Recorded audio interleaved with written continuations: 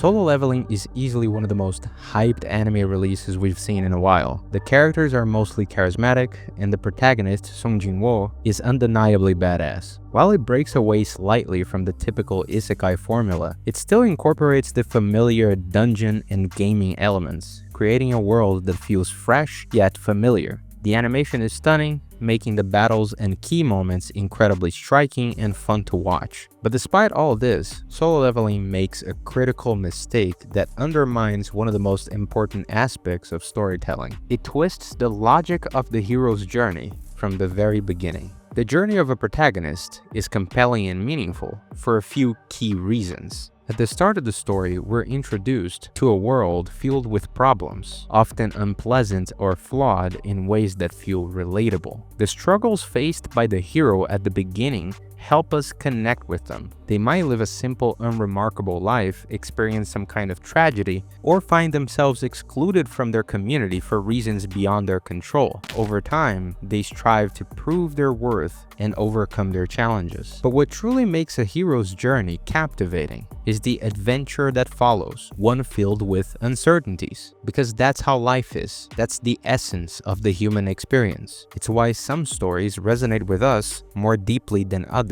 The tension of stepping into the unknown, facing challenges, seeking guidance, and trying to make things better, all without any guarantee of success, is what keeps us engaged and invested in their story. The character development of a protagonist is only as compelling as their chances of failure, the obstacles they face, and how these challenges contribute to their personal growth. When the stakes are high and the possibility of failure feels real, we are convinced that the journey matters. Just because the hero's journey is a timeless archetype doesn't mean every story ends with a happy resolution or that the protagonist will succeed in changing the status quo and keeping the treasure of their journey. The beauty of great storytelling lies in its ability to connect with the audience on the deepest and most essential truths of the human experience, even if that experience is tragic. Solo Leveling certainly has a plot, and Sung Jin Woo, especially at the start of the story, is a very relatable character. But one of the core elements of a great narrative is undermined by a single critical flaw: the deterministic nature of the setting. This is probably a good moment for me to tell you that I am a Solo Leveling fan. I read the entire manhwa before the anime adaptation, and have been following the anime since season 1's release. My goal here isn't to hate on the story, but to highlight what I believe is its biggest narrative flaw.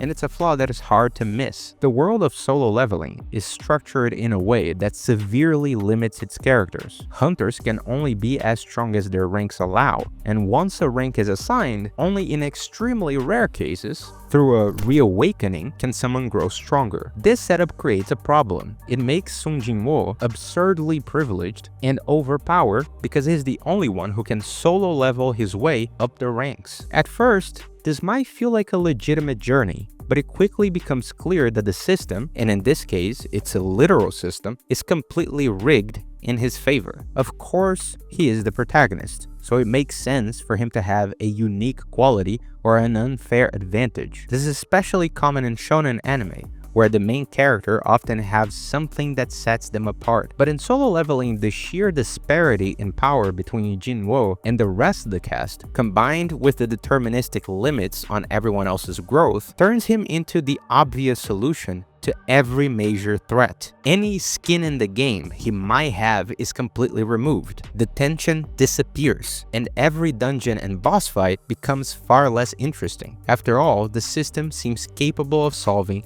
almost anything for him. That doesn't mean that the fights can't be exciting. After all, Jin Woo faces creatures and bosses that are technically stronger than him. But it's easy to notice that even in those battles, the advantages Jin Woo has through the system give him enough resources to overcome nearly any obstacle. Fighting a massive spider that could kill you? No problem. Just use your daily quest reward for a full recovery. A massive hellhound ready to end you? Access the system store and buy some HP potions on the fly with the in-game currency you've accumulated, and that, by the way, you're the only one who has access to. Almost dying while facing an army right after defeating a boss that could easily kill you but decided to give you a fair chance by not using his sword? Don't worry, since you didn't complete a daily quest, the system will teleport you out. Take your time, level up, recover your HP, and even improve your stats before heading back to the quest that almost killed you. It doesn't matter how tough the fight seems, at the end of the day, Jin Woo is the only player in this game. He will level up and beat whatever is in front of him. Because of this, every potential crisis in the story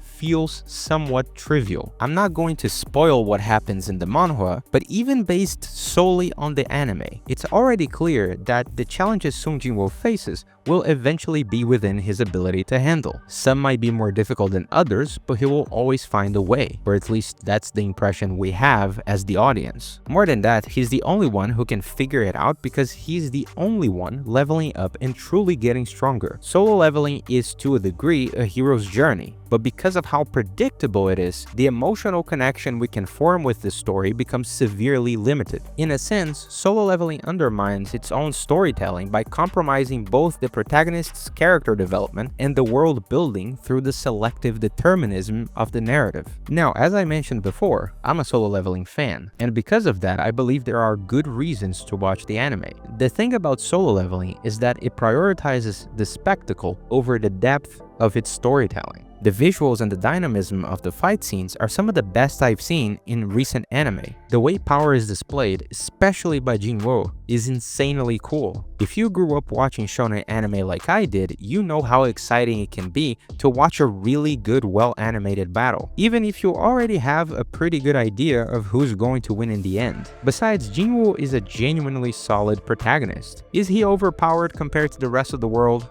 Sure, but he has an insane screen presence. His aura is the pure essence of what a protagonist should be, truly badass in almost every scene. Sometimes I catch myself staring at him the same way the women in the anime do. I can't help it, he's just too cool. The truth is, not every narrative has to be a storytelling masterpiece. It's perfectly fine to have more simplistic narratives or stories that aren't packed with intricacies or plot twists at every turn. Not every hero's journey needs to be flawless for us to enjoy a story that is fun to watch. And that's what solo leveling is, a fun story with really cool characters and fights. It's not perfect, it makes narrative mistakes, but it's satisfying. The tale of Sung Jin Woo could have been more compelling and offered a deeper experience if there had been more uncertainty to invest in, if the crisis and character growth felt more convincing with real obstacles that couldn't be overcome simply by leveling up. But that doesn't mean we can't still enjoy the anime and everything it has to offer. What do you think about solo leveling? Are you enjoying season 2 so far? Let me know in the comments down below. If you enjoy videos like this, don't forget to leave a like and subscribe.